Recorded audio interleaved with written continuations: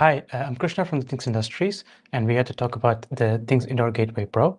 I also have Johan and Jeroen with me on the call, and we would go through different aspects of the Things Indoor Gateway Pro. So I would like to start with a general introduction of the product, why we built it, what are the reasons that we have this product in the first place, and what are the problems it's trying to solve. Then we will move on to Johan, who will provide a deep dive into the technical aspects. And then finally, we have Jeroen providing us some customer insights and also in-field insights from using the product. So let me begin. So as I said, it's broken down into about 3 parts.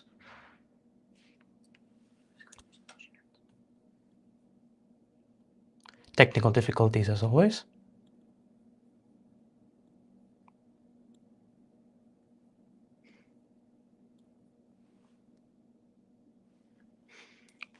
All right, so let's continue. So I will start with a short introduction and a list of features for the product, and then of course a technical deep dive by Johan and some real-world use cases, and finally we have some time for Q&A. If you have any questions, please put it down in the chat and we will look at them and we will go in there. All right, so first of all, what is a gateway? Every LoRaWAN solution looks something like this. You have a LoRaWAN end device, which transmits data through a LoRaWAN gateway.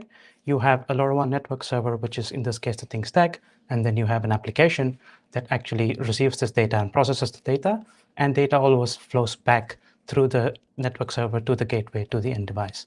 Now, a gateway is a very important part of every IoT solution, and it basically transmits messages from the network from the device to the network server and vice versa. It's a critical link in every IoT solution. Now, we at the Things Industries have been in this domain for about 10 years, and we build and support this product called the Thing Stack, which is a LoRaWAN network server. We have it as a globally distributed software as a service platform. We also have a public community network, and we also have enterprise customers who use our product. And we have about 2.5 million connected LoRaWAN devices, which send about 4.5 billion messages every month. And in that process, we also manage and operate about 200,000 gateways. Now, there are some common complaints that we always get when it comes to LoRaWAN gateways, which is that it's always painful to set up. The provisioning process is extremely complicated, and different gateways have different ways of setting them up. It's also difficult to manage without physical access.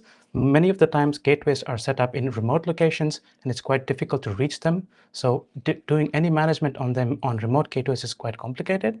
There are also very limited debugging tools to be able to figure out what a problem is when you do end up having problems in the gateways. And of course, they're often insecure. They run old software. They have open ports which need to be taken care of. And the list continues. You also have issues where there is poor recovery from network failures in case, again, as I said, you have remote gateways, and when there are issues, it's very difficult to find out what the problem is. A lot of these problems stem from network connectivity issues. And for remote gateways, it's also when the only choice is to use 4G instead of using Wi-Fi or Ethernet, it's quite difficult to source IoT SIM cards and also managing the data on those gateways, etc. And there's also very limited tools to get insight on radio performance. So one of the common complaints that we get from typical IoT solutions provider is that they spend a lot more time debugging gateway issues rather than focusing on their core business and providing value to their customers. And this is where we introduce the Things Indoor Gateway Pro. So the Things Indoor Gateway Pro is a brand new solution in the IoT market, and it is a unique solution. And over the next few slides, I will explain to you why it is so. One of the core features of the Things Indoor Gateway Pro is that it's fully cloud managed. This means that everything can be done from the cloud, including provisioning, network configuration, performance monitoring, and debugging. You don't need to have physical access to the gateway.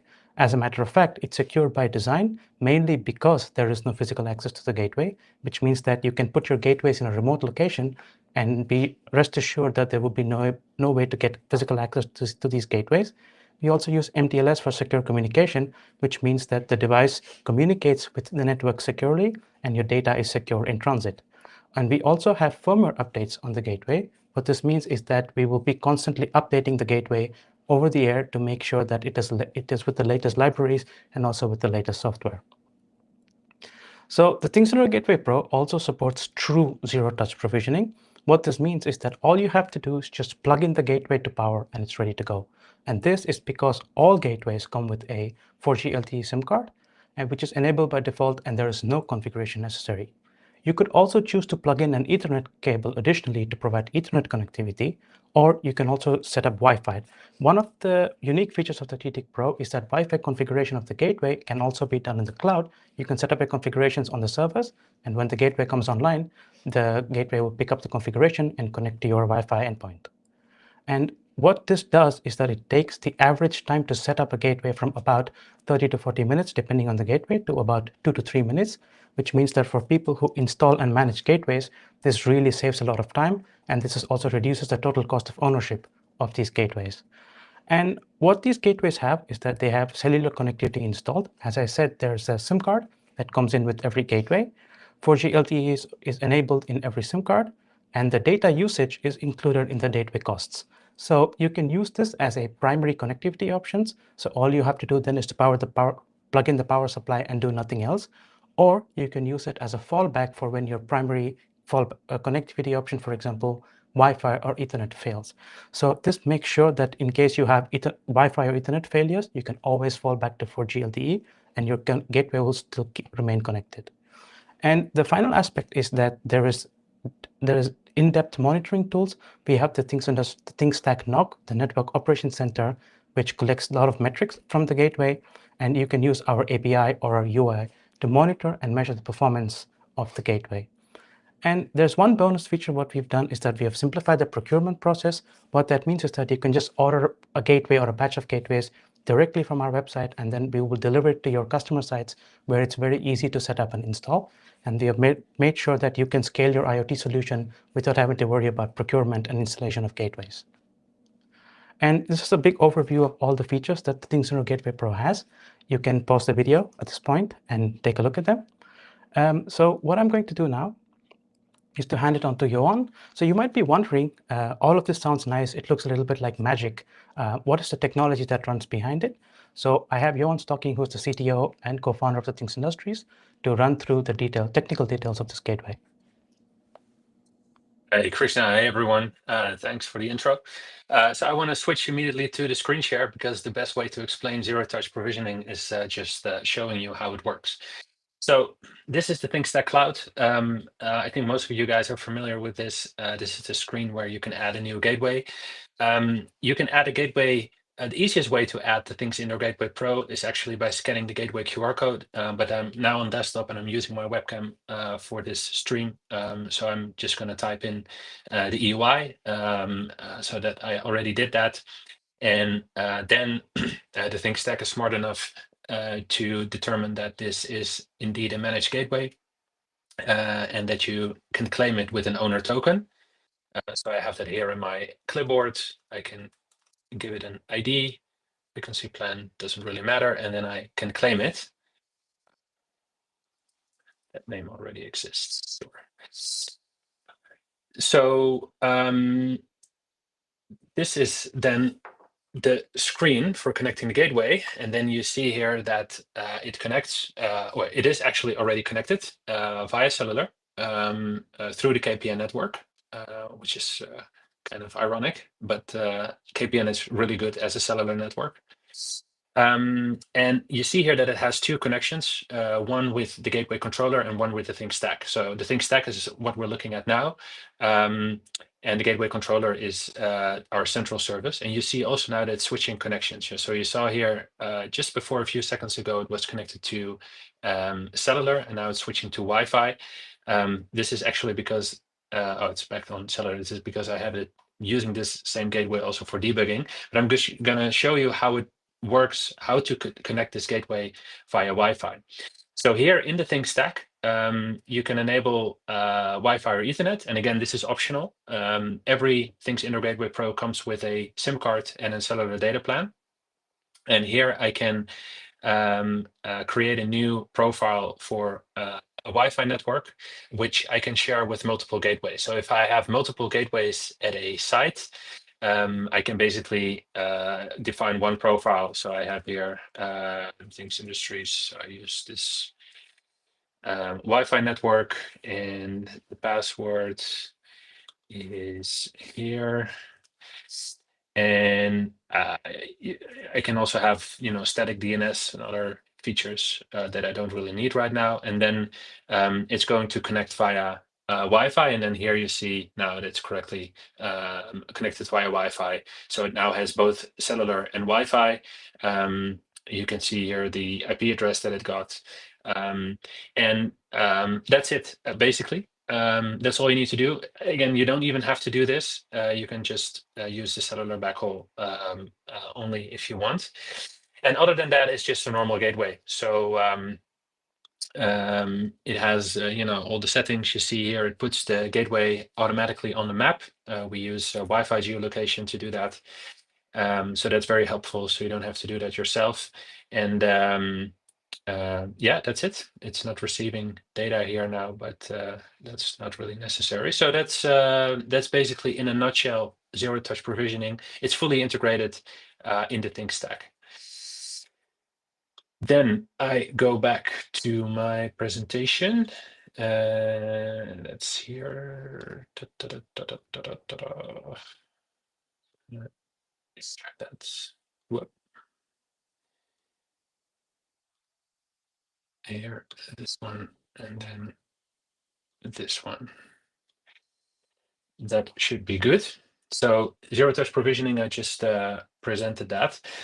I just want to go into the high-level components to explain a bit what is inside and why. But first, I really want to go back to this gateway, the Things Indoor Gateway, that is an existing design at the time that we launched it in 2019. And we had really positive response on this device. It had a few problems. One was that it always needed a power outlet, and a gateway location is not necessarily where you have a power outlet. Second problem is that it didn't have Ethernet, and the third problem is that it didn't have cellular. For us, the fourth problem was that we didn't control the firmware. So we were relying on a third party to maintain it and to do optimizations in terms of bandwidth and other features. So about a year ago, a bit more than a year ago, we decided to see, hey, can we do this ourselves? So this is really how it started, hacking together. This is about a year ago now, with a developer kit and on a kitchen table with red wine and bananas. What else do you need? And it really started with a developer kit and just high-level component selection. So an Ethernet module and cellular module, a LoRa concentrator developer kit, and an ESP32. And after some time, we designed our own sort of prototype board, which is basically a motherboard for these components, to really verify our firmware and keep developing. And the plan was really to do a custom hardware project with a custom casing and all that. But high level, we identified these components: a cellular module, the ESP32S3, a LoRa core cell, reference design, just standard, and an Ethernet module. So nothing special, really, because we really see the added value in the firmware and the integration with the Think stack. So we started shopping around, and then we came across an existing hardware platform that was exactly meeting these requirements.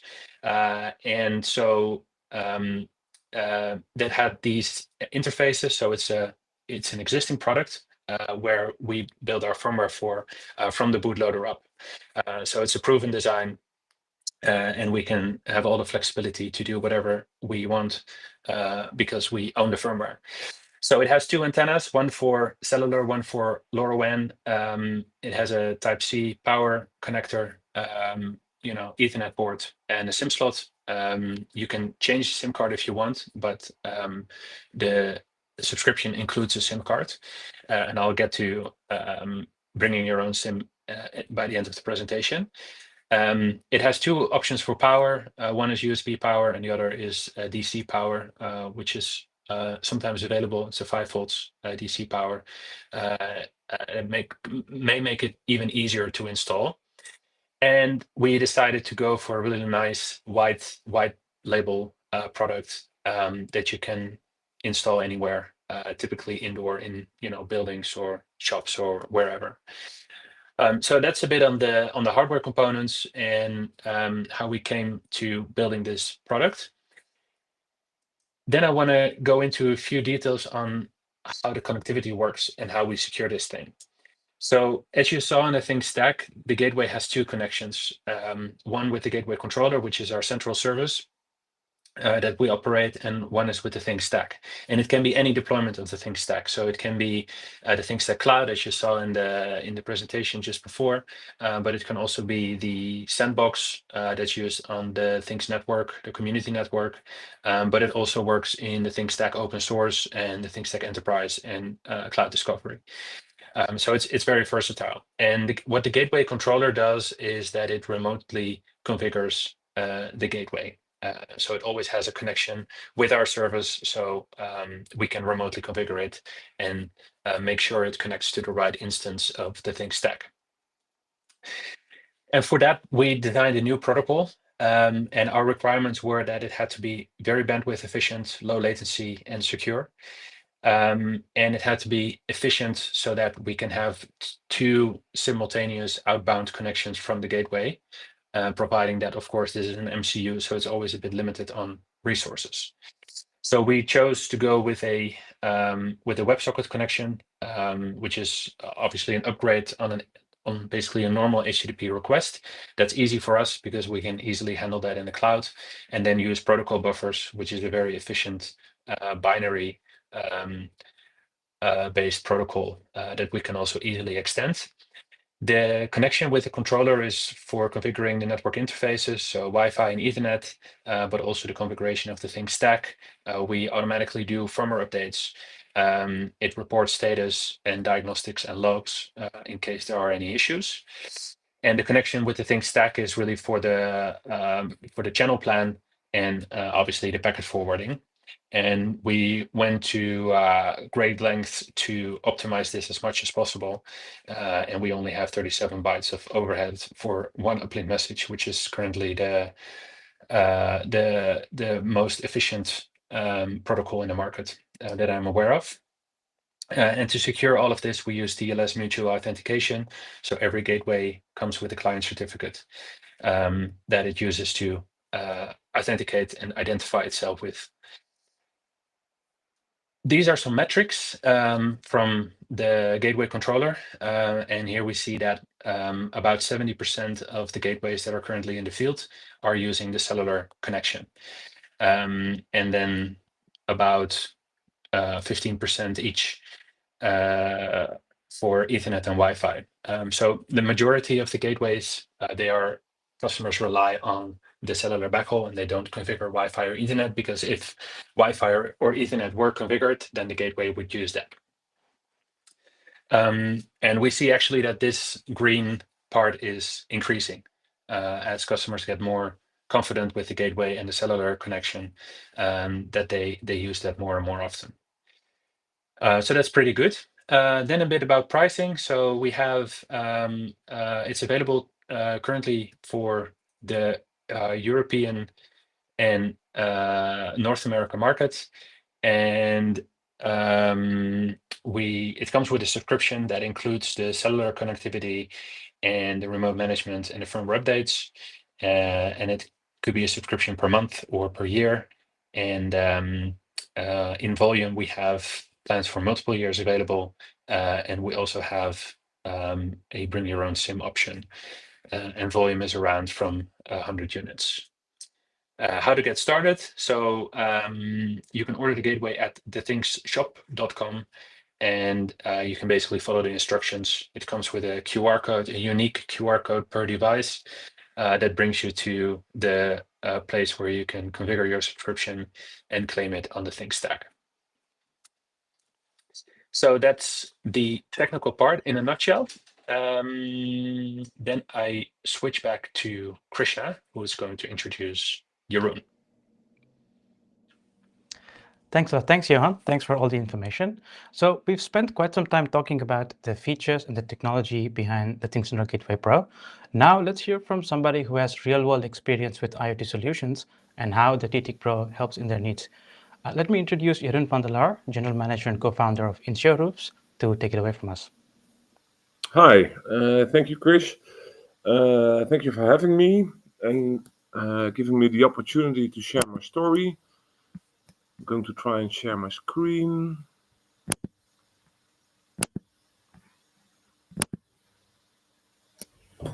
I think this works. Um, so let's start with what we do. We started the company a couple of years ago, 4 years ago, and we are implementing IoT sensors, devices in real estate, and then specific in the outer shell of real estate where most of the risks are and most of the maintenance costs are. We implement these devices during construction, renovation, or we retrofit it. So we implement it in existing roofs. And because of that sensors are installed in the roof facades or in constructive elements, we can see what happens inside, and we provide risk management and fact-based sustainability. It's a very interesting subject at the moment. A lot of people have an opinion about it, and we make that fact-based. And the most important thing is that we detect deviations, so risks, in the data, and we report our customers about the risks in their real estate. So a couple of years ago, when we started, we thought about which protocol to use.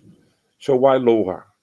The devices we use go into the roofs and facades, and that means that we cannot maintain or replace them. And they go inside, the roof is closed, and that's why the lifespan needs to be really long, and the devices need to be really robust because it's a hazardous situation in the roof with dust and moisture.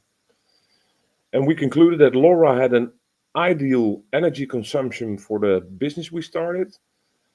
And what we did was we designed devices that gather data every 2 hours and transmit the data every 12 hours. And we see that the devices have a lifespan or an operational lifespan of more than 10 years. And then we started to look at the connectivity. And what we did, we started by using a LoRa managed service for quite some time. And it is brought to us by telco. And what they promised us, what the main reason was that they promised national LoRaWAN coverage. So they've got an infrastructure in the entire country, and they promised us LoRa coverage. And what they did was provide a managed service network server. And back then, a couple of years ago, for me, focusing on the business and my customers, that sounded like the best solution.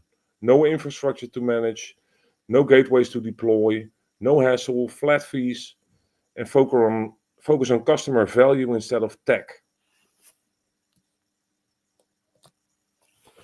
But reality was totally different and really really frustrating. What we noticed is that the connectivity was totally unpredictable. We had really bad coverage, and it was caused because of what we noticed is that our uplink messages jumped from gateway to gateway over really big areas, and that led to really bad spreading factors, to draining batteries, even within 8 or 9 months, failing ADR because the messages were received by a lot of different gateways. And what we noticed, because of we had a managed service that was managed by a third party, we had no debug possibilities. We were driving in the blind. And the only solution to provide connectivity on location was a rental gateway, and those were extremely expensive, 30 euros a month, which brought a bit of a pressure on our business model. So the reality was sleepless night. We were trying to build a business, and we wanted to focus on customers and sales, but we had sleepless night about connectivity. We had unhappy customers. We had to explain over and over again why batteries had drained, and we couldn't live up to the expectations. Costed me a lot of time, a lot of energy, and a lot of money. So we really needed to change and fast. So what we did is start from the beginning, redefining our demands. So what do we need to be successful and in charge of the business? So to be in charge, we need to be in charge of our LoRaWAN network server and connectivity. We needed to deploy gateways that were easy to onboard and really easy to deploy. What we needed was to manage infrastructure in the cloud servers, so we could look at it and control it on any spot where we were, and we desperately needed it, full insights and debug possibilities. So if there was a problem, we could think of a plan and execute a fix. It needed to be scalable and reliable, of course. And what we were missing was good support. And of course, we needed a competitive TCO to make profit on it.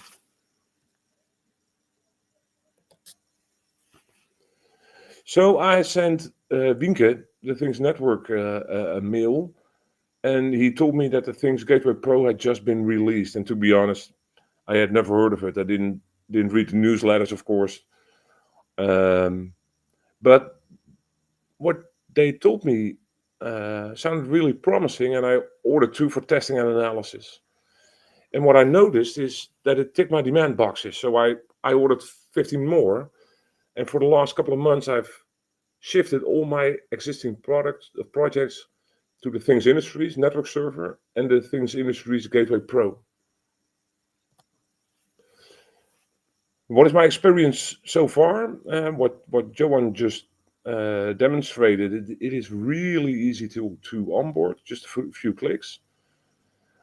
I had a lot of hassle with buying SIM cards and managing plans, purchasing data, and there's no hassle at all.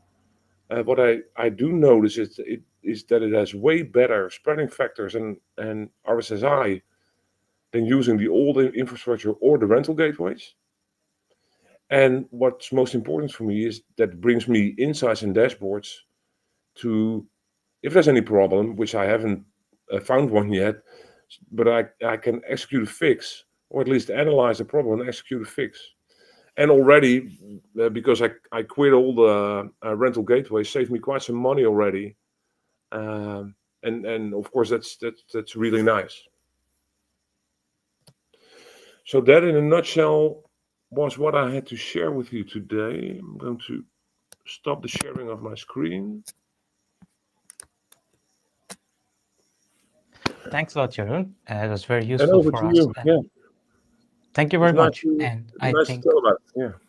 yeah, thanks a lot. And I think for people listening out there, if you're new to providing IoT solutions or you're dipping your toes in this area, I think we would really advise you to talk to existing players in the field to understand the pains and hopefully use a solution like Things in our Gateway Pro. Now, as we promised, it's time for questions. So I guess we can get Johan and Jeroen back on the call.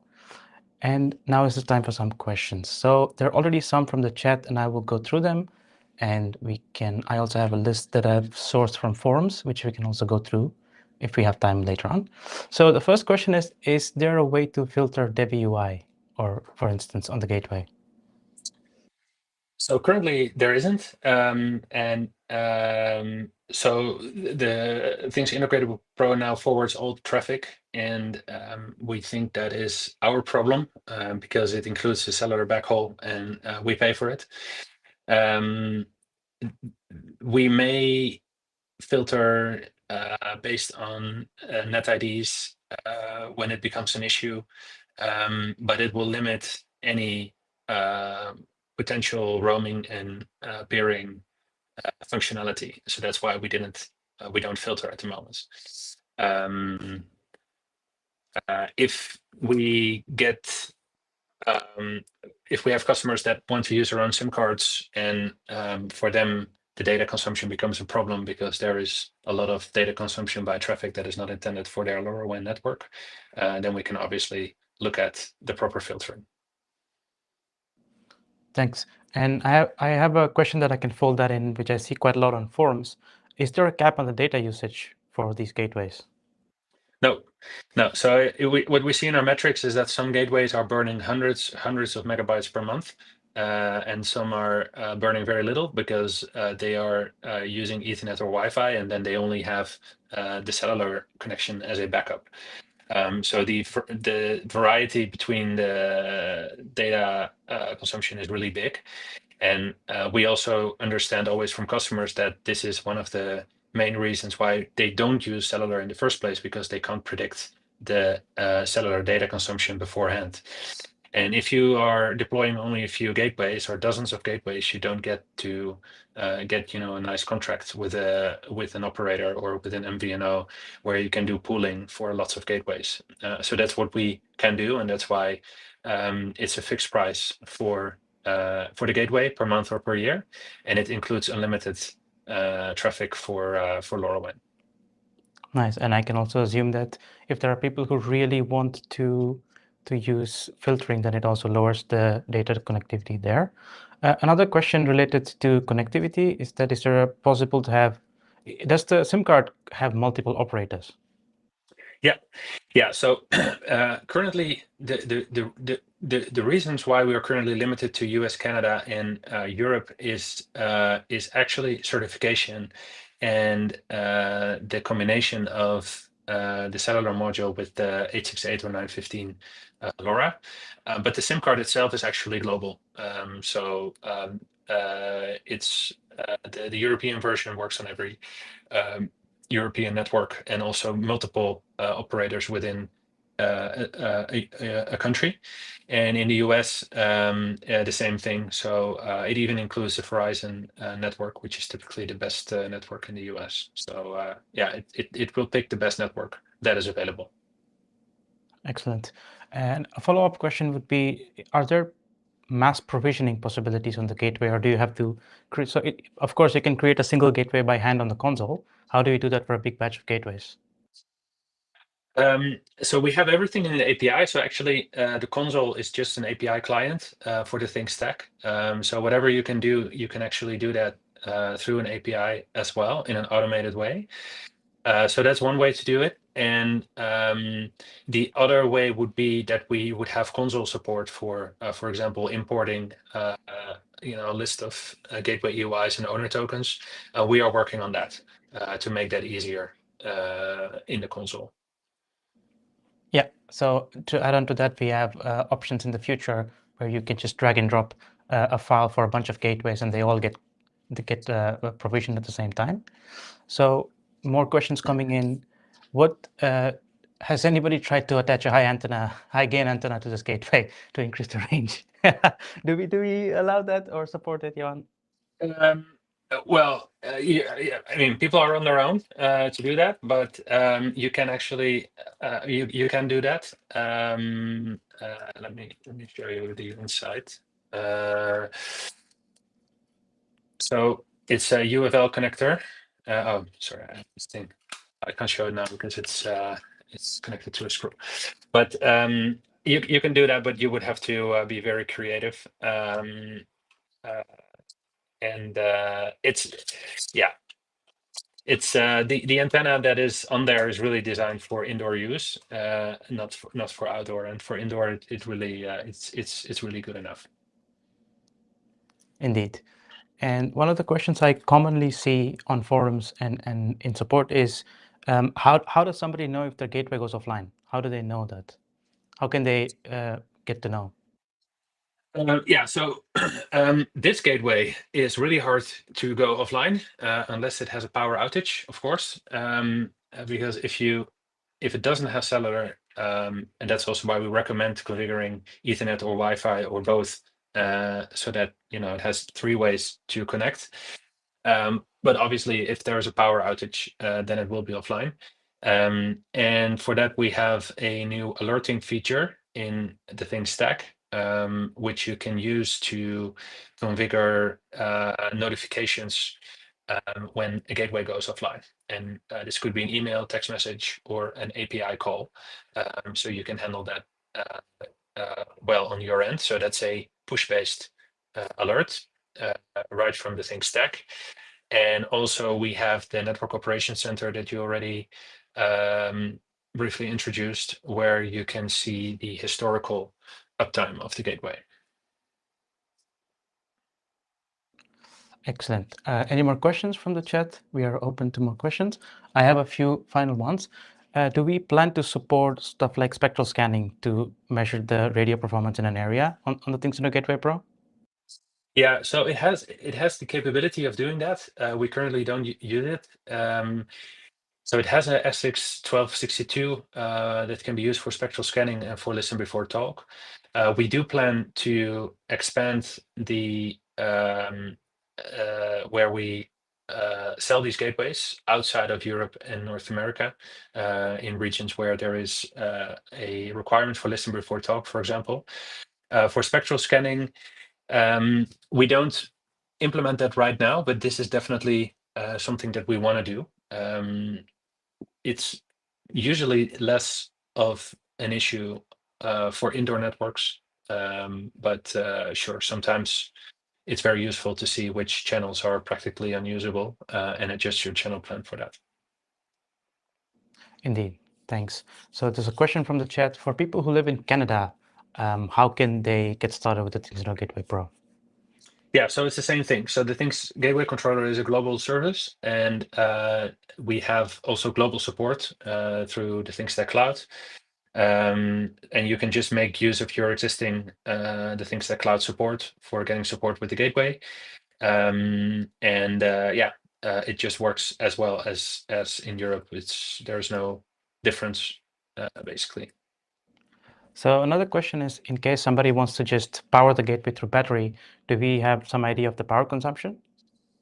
I have no idea. Actually, I didn't try it. I do know that it will depend quite a bit on whether cellular is enabled or not, and there may also be differences between one gateway to another, or depending on how well they are covered by the cellular network. So I don't have any estimation on that. Like I said, it has a 5 volts DC power connector, so it's actually pretty easy to do some measurements. So if you have a gateway and you want to measure the power consumption in a particular configuration on a particular site, it should be pretty straightforward to do that. But I don't have any numbers on top of my head right now. Excellent. So another question is, who is the network provider for the SIM cards? Or is that something we don't want to say? No, so it's an MVNO. It's a Soracom. So it's a Soracom SIM card, and Soracom is a Japanese company, but they have global operations also. And we're very, very happy with Soracom. We tried multiple MVNOs, and we decided to go with Soracom, both for the EU and US SIM cards. Indeed, and for the end users, it really shouldn't matter because we take care of all of that. Yeah, So, yeah, and it may change also if we, release a new batch. It may change in the future. And so another question is, let me try to parse this. In case somebody has end devices and they just want to send the traffic to some of them through the gateway, is there a solution except using NetID? I'm not sure I completely get the question, but I guess what I mean to say is that is there any restrictions for traffic that does not belong to somebody that flows through the gateway?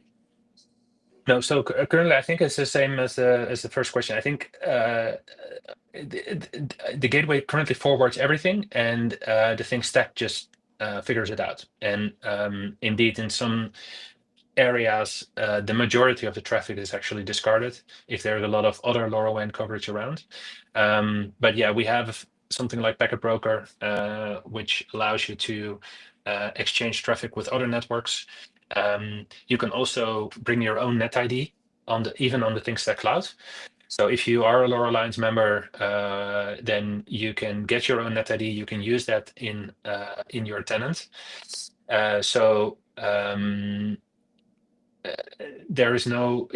If we would do any NetID based filtering on the gateway, we would need to make this very dynamic, considering any peering policies that you have with other networks and your custom NetID, and so that's why it's not that simple to implement it. Yeah. So another question would be availability for, let's say, AU 915 in other regions. No, so now it's North America, Canada. So it's US 915, and Europe is EU 868. So that's continental Europe and UK. Those are the currently only supported regions. Then we are actually testing with a AS923 based version, but we don't have any dates on that yet. It's in the roadmap. That's basically the answer. And what security measures do we have to protect the firmware against firmware attacks? Yeah, so that's a great question. So as I mentioned, we are using Espressif ESP32. For those who are familiar with that platform, it has quite a few very nice security features. We use the latest secure boot. So from the factory, it comes, it only loads our firmware that's signed by us, and we control the firmware from the bootloader up. And the only way to update the firmware is actually via firmware updates. So there is no way physically even to upload firmware to the gateway. So the only way to keep it updated is through FODA. Yeah, and it uses basically all the best practices for the Espressif platform. Excellent. And regarding this question regarding US AU915, yes, indeed, similar to the previous answer, it's in the pipeline, and there are a lot of factors, for example, certification that's a little bit beyond us, but we hope to get it to every region possible as soon as possible. Yeah. And let me look if there are any other questions. Is the SIM card universal, not fixed to a provider? Yes, I think the answer is yes. And the SIM card MVNO that we work with, they take care of local contracts in the local regions. Yep. And lots of SIM card questions. I think that's pretty much it. Then yeah, there's only one. Maybe just to on that topic. If you are lots of people, like I think most of our customers, they're actually not used to us building gateways, and so many people, they ordered, like Jeroen, they ordered maybe 1 or 2 gateways just to evaluate it, and we see now that there are customers that are ordering more and more gateways, and also in larger batches. Like I said, from 100 gateways on, you can get a discount on the subscription if you bring your own SIM card, and that could be an economic solution, especially if you have a good operator, good coverage, and a local operator where you have a good deal with. So that's definitely an option. But normally in sub 100 volume, you don't have to think about the cellular data plan at all. Nice. There's another question about this being ruggedized for industrial usage. I think it's pretty rugged, but that's another question. Yeah, we can try to record an episode and for does it blend? That's always always a good one. But so rugged version or outdoor version, we don't have anything planned at the moment. I think it makes a lot of sense if we release an outdoor version. We don't have anything to announce at the moment, but we do get quite a few requests for an outdoor version, especially once people have experience with the onboarding flow for the indoor gateway, that they have something like, okay, I want to have this also for outdoor gateways. Currently, we don't have a product, and we might announce something later. Yeah, and indeed, also an outdoor gateway has a multiple order of complexities to it that we need to take care of. An indoor gateway is typically a one-size-fits-all product. There's not a lot you can do wrong with it, especially if you have wall mount, ceiling mount, DC power, external antennas. Yeah, it really ticks like 95% of the requirements all the time, I would say. With an outdoor version, it's a bit different. People would be interested in backup power, solar panels, different IP ratings, maybe even custom designs or branding, because it's outdoor, and so it's a bit of there's indeed a lot more concerns. Excellent. Now the question is, what happens if there's a problem due to FOTA, and is there a way to reflash or unroll the update? Not necessarily, because we have internal staging environments where we test before we release updates to mass deployments. And we also, if you look back at the first Kickstarter gateway, we have quite some experience in rolling updates to production gateways. So you will not need to ever reflash a device. Yeah, and if you brick it, you just send it back. Yeah. Yeah, you get that's a new one. always a good Yeah, solution. it's That's always the a good firmware solution. updates. Yeah, the firmware updates are on us. So there's always a little bit of risk involved, but it's really part of the subscription. But we haven't had any issues with it so far. Excellent. And there are people from the community who want the giveaways. We can definitely look at that for sure. I think it's a great gateway to get out of the community also. So please reach out to us. And I don't see a lot more questions. I think we also covered quite some ground in the call. So for those who have more questions, please reach out to us on the forum or Slack, and we will be available to answer your questions. So I would like to thank Jon Stocking and also Jeroen for this content, and hope to see you guys in another topic at some point.